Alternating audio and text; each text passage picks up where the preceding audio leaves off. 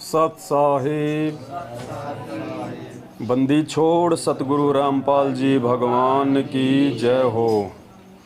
परमपिता परमात्मा सारी सृष्टि के रचनहार, कुल मालिक, असंख्य ब्रह्मांडों के स्वामी, तीनों लोकों में प्रवेश करके सबका भरण पोषण करने वाले संत शिरोमणि सतगुरु रामपाल जी परमेश्वर जी के चरण कमल में हम सभी सत्सेवक भाई बहनों का कोटि कोटि दंडवत प्रणाम।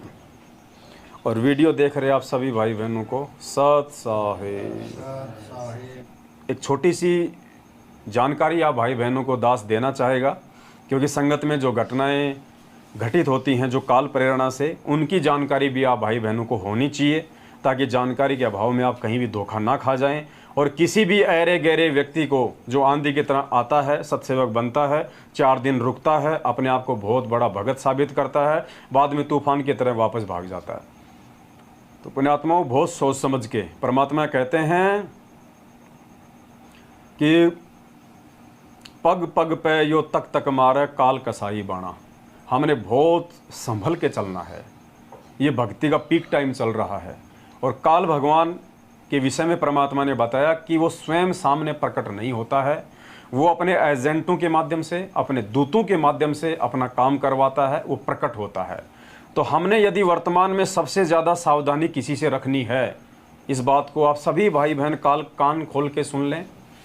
यदि वर्तमान में हमने भक्ति मार्ग पे सफल होना है, हमने यदि परमेश्वर को प्रसन्न करना है, तो सबसे ज़्यादा यदि हमने संत रामपाल जी भगवान के भक्तों ने भक्ति मार्ग पे सफल होने के लिए यदि हमने किसी से सावधान रहना है, तो वो नकली संत नहीं है, नकली संतों के शिष्य नहीं हैं, जगत वाले नहीं हैं, हमारे आड़ोसी पाड़ोसी नहीं हैं। हमारे लिए सबसे ज़्यादा खतरनाक यदि कोई साबित होगा तो हमारे खुद के भगत भाई बहन खतरनाक साबित होंगे। तो आपने अपने घर वालों से बच के रहना है, संगत वालों से बच के रहना है, अपने भगत भाई बहनों से बच के रहना है, जो ना जाने कब और किस समय और किस बात को लेके वो काल प्रेरित हो जाए। आप सोचो, ये तो बहुत अच्छा भगत है, ये तो साथ संगति से जुड़ा हुआ है, इसने तो व्हाट्सएप पे भी साथ संगति का लोगो लगा रखा है, और पुण्यात्मा रातों रात उसका थर्मामीटर कहाँ पहुँच जाएगा किसी को नहीं पता। तो सबसे ज़्यादा सावधान, क्योंकि काल को पता है कि इन आत्माओं को ना तो जगत वाले तोड़ सकते हैं तत्व ज्ञान लेने के बाद, ना दूसरे संत और पंथों वाले तोड़ सकते हैं। इनको यदि कोई तोड़ेगा या इन आत्माओं को यदि तोड़ा जा सकता है, तो इन्हीं के भाई बहनों के अंदर प्रवेश करके और उनके माध्यम से आपस में राग द्वेष और ईर्ष्या को फैला के, एक दूसरे में मन मुटाव पैदा करवा के, एक दूसरे के प्रति शंका पैदा करके मैं अपनी चाल चल सकता हूँ, और वही हो रहा है। तो एक छोटी सी जो घटना जो घटित हुई है, दास आपको उसकी जानकारी दे देता है ताकि आप सावधान रहे हैं। मेरा किसी से कोई राग द्वेष नहीं है, मेरी किसी से कोई ईर्ष्या नहीं है, मेरे लिए सभी भाई बहन हैं। परमात्मा कहते हैं कबीरा खड़ा बाजार में, मांगे सबकी खैर, ना काहूँ से दोस्ती ना काहूँ से बैर।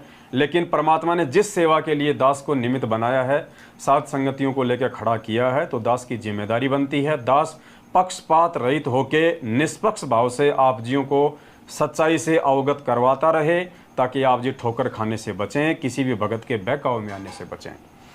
तो जैसा कि आप सभी भाई बहनों को पता है कि कुछ दिन पहले परमेश्वर की सत प्रेरणा से और सेवा जो चली थी, सेवा, आर्थिक सेवा, तो परमेश्वर के बच्चों ने बढ़ चढ़ के सेवा की।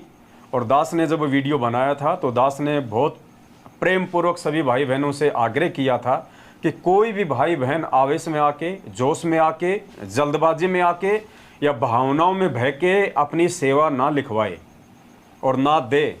अगर सेवा देनी है तो सोच समझ के दे, पहले अच्छे से हमें जांच लो, हमें परख लो।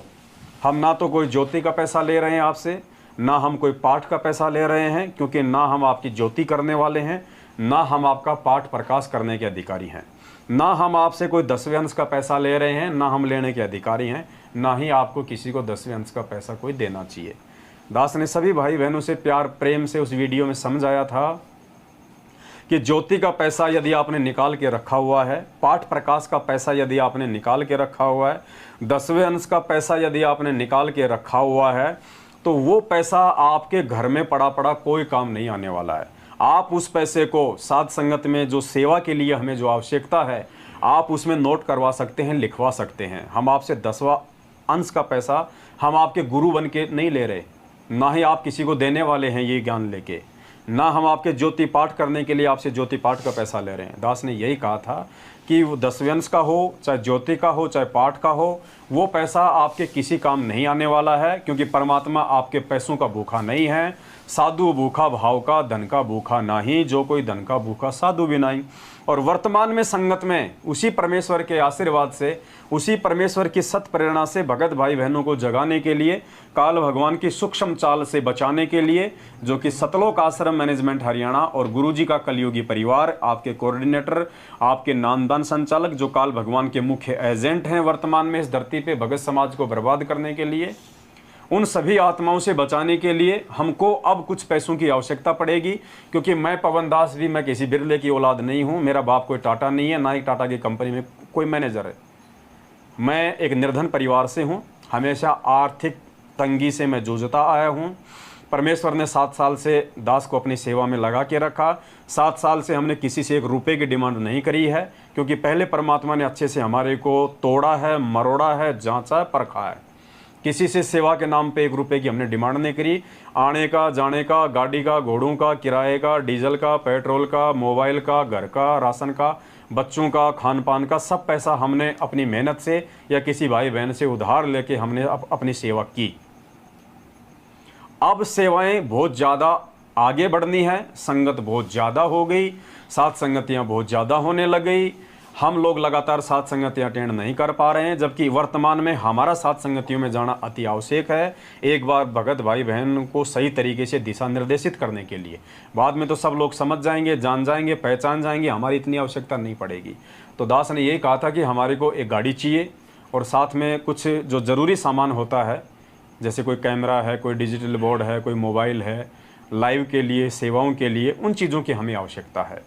तो भाई बहनों ने भी उचित समझा, परमात्मा ने भी उनको सत्प्रेरणा की और सभी भाई बहनों ने जी खोल के अपनी सेवा हमारे को लिखवाई। गाड़ी भी आ गई, आप सभी के सामने है, और जो ज़रूरी सामान था वो भी आ गया परमात्मा के आशीर्वाद से। बाकी छोटी मोटी जो ज़रूरतें हैं वो पूरी परमात्मा करवाता रहता है। तो दास ने सभी से आग्रह किया था कि वो जो पैसा आपके घरों में रखा हुआ है, उस पैसे का आप जी क्या अचार डालोगे, क्योंकि परमेश्वर है नहीं, परमेश्वर के अलावा तुम किसी को दे नहीं सकते, तुम्हारा पाठ करने का कोई अधिकारी है नहीं। जिन कुपात्रों से तुमने पाठ करवाया था, आज उसका परिणाम तुम भोग रहे हो। पाठ करवाते करवाते भी मैनेजमेंट से आज तुम्हारे घर में अकाल मौतें हो रही हैं, परेशानियां हो रही हैं, तुम्हारे काम धंधे ठप हो गए, तुम्हारे शरीर में कोई राहत नहीं है, तुम भगवान से दूर होते जा रहे हो। तो कम से कम ज्योति और पाठ और 10वें अंश के नाम पे नहीं, सेवा के नाम पे उन पैसों का सदुपयोग करो, ताकि परमेश्वर तुम्हें आगे कोई बरकत दे। और पुण्यात्माओं, ये पवन दास जो आपके सामने बैठा हुआ है, ये जीता जागता उदाहरण है। सन 2021 में कोरोना काल के बाद में दास ने 1 साल तक जो है गुप्त रह के उत्तराखंड में सेवा भी की और अपना दही बड़े का काम भी किया। और 1 साल में दास ने तकरीबन 7 लाख रुपए का जो कर्जा था, अपने घर का जो खर्चा था वो काट पीट के, कम से कम 20,000 रुपया महीने का मेरे घर का खर्चा है, क्योंकि किराए का मकान है, 7 मेंबर हैं। वो खर्चा पिर्चा काट के 7 लाख रुपए मैंने भगत भाई बहनों के 1 साल में जो मेरे उधार थी वो मैंने उतारी। और 7 लाख रुपए का 10% के हिसाब से 70,000 रुपया मेरा 10वां अंश निकलता है। मैंने आप लोगों से ना पूछा, ना मुझे पूछने की आवश्यकता थी, परमात्मा ने मुझे ज्ञान दे रखा, मुझे समझा रखा है। वो 10वें अंश का पैसा दास ने अपने भगत भाई बहनों की सेवा में लगाया। जिस भाई बहन को अपने कोई दिक्कत थी, कोई व्यवसाय में दिक्कत थी, किसी का कोई मकान किराया नहीं दिया जा रहा था, किसी को बच्चों की फीस भरनी थी, यानी जहाँ जायज़ था, और जैसे उन भाई बहनों ने दास से डिमांड करी और जितना दास के घर में होता था, दास तुरंत भक्तमती को बोल देता था कि 10वें अंश का पैसा अभी अपने घर में कितना, 10,000, 20,000, 5,000। दास ने अपने पर्सनल यूज में 70,000 में से 1 रुपया भी नहीं लिया। और 3-4 भाई बहनों की दास ने किसी को 30,000 दिए, किसी को 10,000, तो किसी को 20,000। 10वें अंश का पैसा दास ने उन भाई बहनों की सेवा में लगाए। और उस 10वें अंश के पैसे का आज ये प्रतिफल है कि परमात्मा ने 21 लाख रुपए की सफारी गाड़ी दिलवा दी सेवा के लिए, और करोड़ों रुपए भगत भाई बहनों ने सेवा लिखवा रखी है। कोई कमी नहीं छोड़ी भगवान ने, किसी भी प्रकार की छप्पर फाड़ के दिया परमात्मा ने। इसलिए दास ने परमात्मा से आज्ञा लेके, परमात्मा से प्रार्थना करके, और मालिक ने जब दास को सद्बुद्धि दी तब दास ने वो वीडियो बनाया था। वरना दास तो 7 साल से आप लोगों की सेवा के बिना ही सेवा कर रहा है, कोई आवश्यकता नहीं थी मुझे इन चीज़ों की। लेकिन आने वाले समय में आप लोगों की सेवा का यदि सदुपयोग हो जाए तो मुसीबत के समय परमात्मा आपकी भी तो राहत करेगा, आपको भी तो कुछ देगा परमात्मा। और देगा कहाँ से? परमात्मा कहते देते को हरि देत है जहाँ तहाँ से आण, देते को हरि देत है जहाँ तहाँ से आण, अण देवा मांगत फिरे साहिब सुने ना कान। तो गुरुदेव की सत प्रेरणा से दास ने आप भाई बहनों को सूचित किया था, मुझे आपके पैसों की लोड नहीं, कोई आवश्यकता नहीं। और दास ने कहा था कि ये पैसा देने के बाद में कोई अपने कर्म मत बिगाड़ लेना, ये सेवा में दे रहे हो तुम, सेवा में। मैं कोई दान में पैसा नहीं ले रहा, कोई उधार में नहीं ले रहा, मेरे बच्चों की फीस के लिए पैसा नहीं ले रहा, आपके अच्छे कर्म बनाने के लिए। क्योंकि आपने कुपात्रों को भी बहुत दिया, कम से कम आप सुपात्र को भी दे के देख लो और उसका क्या फ़ायदा मिलता है वो भी देख लेना। तो 7 साल से पहले परमात्मा ने दास को खुली किताब की तरह संगत के सामने रखा।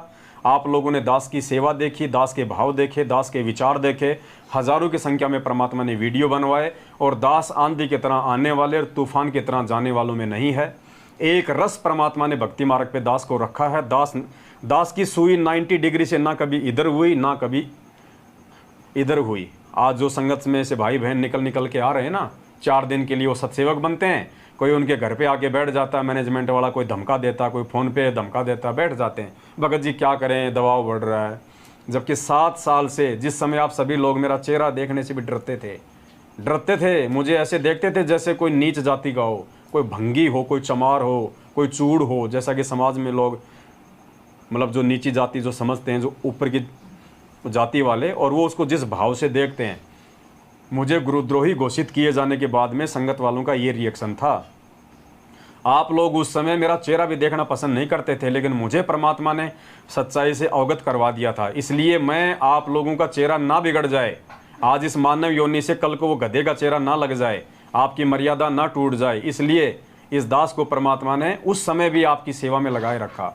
और ये उसी सेवा का आज प्रतिफल है, ना झुकने, ना टूटने, ना किसी के दबाव में आने की उस सेवा का ही ये प्रतिफल है कि मार सहने के बाद भी, गालियां खाने के बाद भी, हर प्रकार से पारिवारिक और आर्थिक समस्याओं से जूझने के बाद भी आप लोगों की सेवा में परमात्मा ने इस कुत्ते को जो है वो लगाए रखा।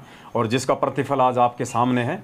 लाखों भाई बहनों को परमात्मा ने साथ संगतियों से जोड़ दिया है, और लाखों भाई बहन आज सतगुरु रामपाल जी भगवान को जान के, उनको पहचान के कि यही परमात्मा है, यही परमेश्वर है, यही सारी सृष्टि का रचनहार है, यही हमारा मोक्ष करेगा, और इसी की भक्ति से और पूजा से हमारा मोक्ष होगा। आज आप सभी भाई बहन अपने आत्म कल्याण के मार्ग में आगे बढ़ रहे हैं। तो दास ने प्रार्थना की थी कि कोई भी भाई बहन सेवा लिखवा के अपने कर्म ना बिगाड़े। लेकिन पुण्यात्माओं, परमात्मा कहते हैं कि काल को जीव कहीं नहीं माने, और कोट सुने जो ज्ञाना, और जैसे लाख अग्नि के माही, और बिछुड़ते काठ समाना। काठ परमात्मा ने बताया कि लाख होती है, एक वो धातु होती है लाख। आज से पहले लाख की जो है वो चूड़ियाँ बना करती थी। तो लाख क्या होता था कि ऐसी धातु है, उसको आग में रखोगे तो बिल्कुल वो पिघल जाता है, और आग से आपने उसको 10 सेकंड दूर क्या किया, वो बिल्कुल पत्थर बन जाता था वो। तो इसलिए परमात्मा कहते हैं कि काल को जीव कहीं नहीं माने, कोट सुने जो ज्ञाना। जो काल प्रेरित आत्मा होती है, उसको चाहे आप कितना ज्ञान समझा दो, कितनी आप उसको अच्छी जो है आप उसको बातें बता दो, उसके ऊपर कोई असर नहीं होता है। जिस प्रकार अग्नि से बिछुड़ने के बाद में उस लाख के ऊपर अग्नि का कोई असर नहीं होता है। तो दास जिन जिन आत्माओं के साथ में रहा है, परमात्मा ने जिन जिन आत्माओं के साथ में दास को रखा, उस समय तक वो आत्मा बिल्कुल शांत रहती हैं, कुछ नहीं बोलती। और जैसे दास उन आत्माओं से दूर हो जाता है, एकदम से वो काल प्रेरित हो जाती हैं, उनके ऊपर काल भगवान झपट्टा मार देता है। लेकिन दास भैया कब तक आप लोगों के साथ में रह के आपको बचाएगा? आपने स्वयं भक्ति मार्ग पे आगे बढ़ना पड़ेगा। तो बहुत सारे उदाहरण हैं, इसलिए दास आपको सूचित करना चाहता है ताकि आप सावधान रहें। पंजाब से एक भगत जी हैं, पंजाब के मोगा से मंजीत दास जी हैं, जिनको आपने किशनगढ़ की साथ संगति में देखा होगा, जो सरदार जी हैं, जिनकी दाढ़ी मूछ, आजकल तो खैर उन्होंने साथ संगति से जुड़ने के बाद में उन्होंने कटवा ली है दाढ़ी और मूछ, लेकिन पहले जो साफा बांधते थे, अपनी जो पगड़ी बांधते थे, जो किशनगढ़ की साथ संगति में आपने देखे होंगे काफ़ी बार, मंजीत दास जी, और साथ में उनके पास में एक भगत बहन रहती है, वो उनकी अपनी बहन नहीं है, पता नहीं, मुझे नहीं पता उनका, लेकिन वो मंजीत जी के पास में रहती है, उनका अपना भाई कहती हो। तो वो दोनों साथ में रहते हैं, जिसका नाम है गीता कौर, गीता बहन जी, गीता कौर। वो दोनों आते हैं पंजाब के मोगा से। तो गीता बहन जी ने 5100 रुपये की सेवा लिखवाई थी और मंजीत भगत जी ने 50,000 रुपये की सेवा लिखवाई थी। और वो खुद ही किशनगढ़ की साध संगति जब थी, वहाँ पे वो सेवा लेके आए थे। उन्होंने खुद ही दास के हाथ में तो नहीं दिए, दास तो क्योंकि महाराष्ट्र में साध संगति थी, वहाँ पे जलगांव में, दास को अलीबाग में, तो दास को तो वहाँ जाना था। तो दास बोल गया था कि बाकी जो भगत थे, दास ने कहा कि आप इनको सेवा दे देना। और उनकी सेवा जो है गाड़ी में लग भी गई थी, क्योंकि हमने जो गाड़ी खरीदी थी, गाड़ी में उनकी सेवा भी लग गई थी। उसके बाद में पुण्यात्माओं किसी ऐरे गहरे, किसी सिरफिरे भगत के चक्कर में आके, पता नहीं वो किस काल प्रेरित आत्मा के संपर्क में थे, उन आत्माओं ने उनके अंदर दोष पैदा कर दिया कि पवन दास तो 10वें अंश का पैसा ले रहा है, ये कुपात्र है, ये पैसा लेने का अधिकारी नहीं है। और उन दोनों आत्माओं के अंदर, मंजीत दास और गीता कौर के अंदर, वो दोष उत्पन्न हो गया। और वो दास से बातें नहीं कर रहे, लेकिन दास के खिलाफ आज से पहले जो एक शब्द नहीं निकाला करते थे मुंह से। देखना पुण्यात्माओं, काल प्रेरित जीव जब अपना रंग दिखाता है तो वो किस प्रकार से दिखाता है।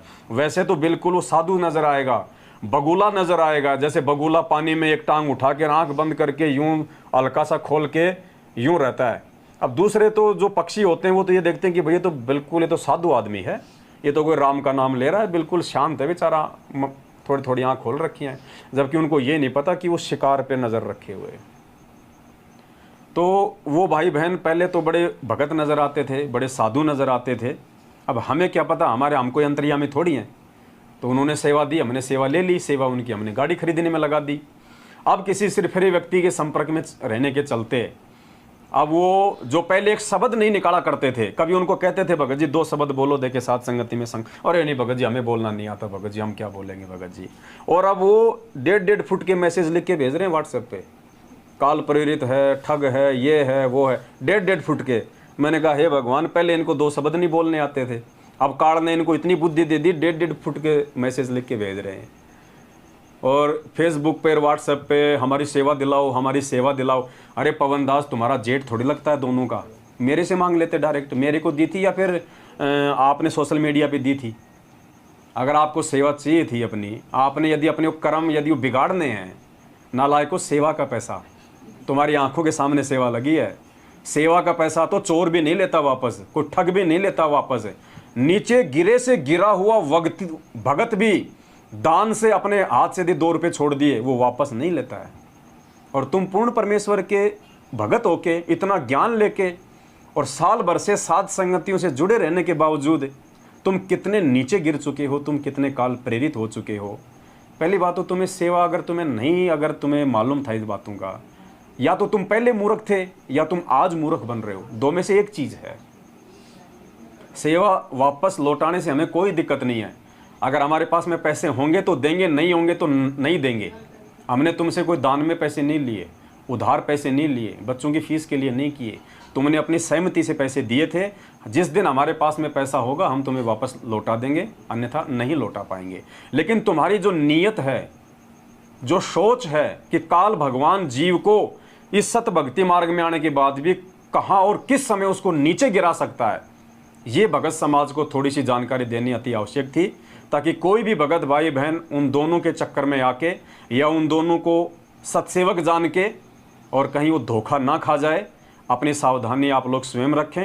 दास की जानकारी केवल इतनी है कि आप लोगों को सही दिशा में लेके चलूं, आप लोगों का मार्गदर्शन करूं। कौन भगत सही चल रहा है, कौन भगत सही नहीं चल रहा है, इसकी जानकारी मुझे हो जाए, उसके बाद आप जियों को मैं दूं। तो पंजाब के मोगा से मंजीत दास जी और बहन गीता कौर, ये अब सत्सेवकों की सूची में नहीं है।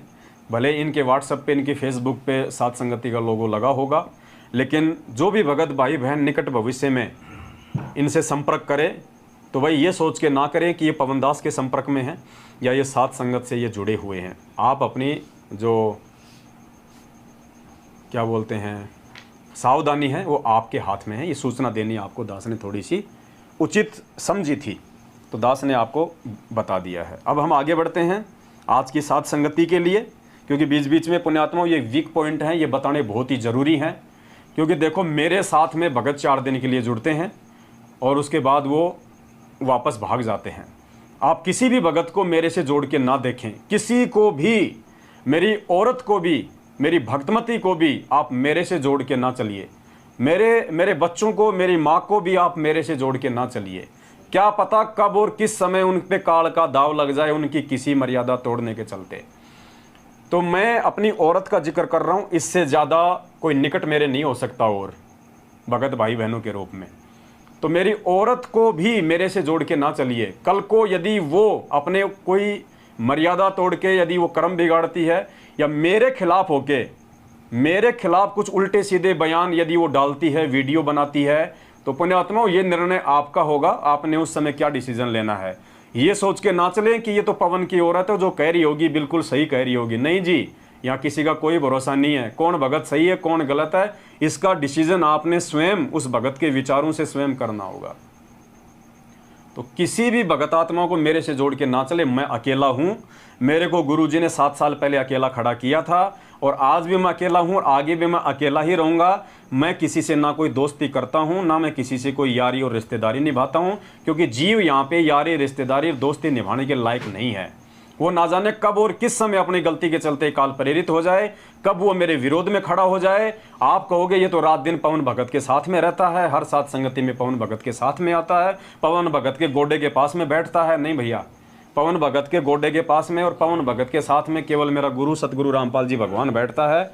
इससे बढ़ के ना मेरा कोई प्रिय है, ना कोई प्रिय होगा, ना कोई प्रिय था। यदि कोई अपनी कमजोरी के चलते किसी भगत को मेरे से जोड़ के चलता है तो पुण्यात्माओं आने वाले समय में वो स्वयं धोखा खाएगा। मैं उस चीज़ के प्रति बिल्कुल भी जिम्मेदार और जवाबदेह नहीं हूँ।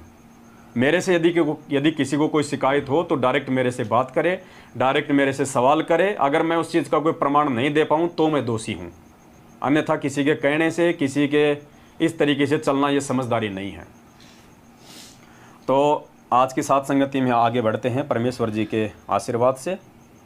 और दूसरा पुण्यात्मा एक छोटी सी चीज़ है, कॉमन सेंस की बातें हैं, क्योंकि कुछ नालायक काल प्रेरित लोग, देखो काल का सबसे बड़ा दाव चलेगा तो संगत पे चलेगा। संगत वालों के माध्यम से ही वो संगत को भ्रमित करवाएगा। तो कुछ ना समझ नालायक जो साथ संगत से नहीं जुड़े हुए हैं, या कुछ लोग साथ संगत से भी जुड़े हुए हैं लेकिन वो पूर्णतया मर्यादा में नहीं है, तो वो लोग व्हाट्सएप पे या फेसबुक पे कुछ इस तरह की बातें आपको बोलते हुए नजर आएंगे कि पवन दास तो गुरु बन गया, 10वें अंश ले रहा है, 10वें अंश लेने का अधिकारी नहीं है। तो वैसे तो मैंने आपको बहुत अच्छे से जो है मैंने क्लियर आपको कर दिया है कि मैंने कोई 10वें अंश का पैसा ना किसी से लिया है, ना मैं लूँगा, ना मैं लेने का अधिकारी। फिर कहते हैं कि पैसा तो 10वें अंश का ही था ना, भले तूने 10वें अंश के रूप में नहीं लिया हो, भले तूने गुरु बन के ना लिया हो, लेकिन भक्तों ने तो तेरे को 10वें अंश का पैसा दिया है ना, तो 10वें अंश का पैसा तो गुरु जी को दिया जाता है। तो ऐसे महान ज्ञानी भगत भाई बहनों के लिए दास बताना चाहेगा कि भाई मान लीजिए आपके घर में 5,000 रुपये 10वें अंश के रखे हैं और आपने अपने गुरु जी को देने के लिए रखे हुए हैं। आपके घर में इसके अलावा 1 रुपया भी नहीं है। रात को आपके बेटे की अचानक से तबीयत खराब हो गई, मरने वाली स्थिति हो गई, ना आपको कहीं से कोई पैसे मिल रहे, आप क्या करोगे? वो 10वें अंश का पैसा आप जाके डॉक्टर को दोगे या नहीं दोगे बच्चे के इलाज के लिए? और आपने यदि वो 10वें अंश का पैसा डॉक्टर को दे दिया तो क्या डॉक्टर आपका गुरु हो गया?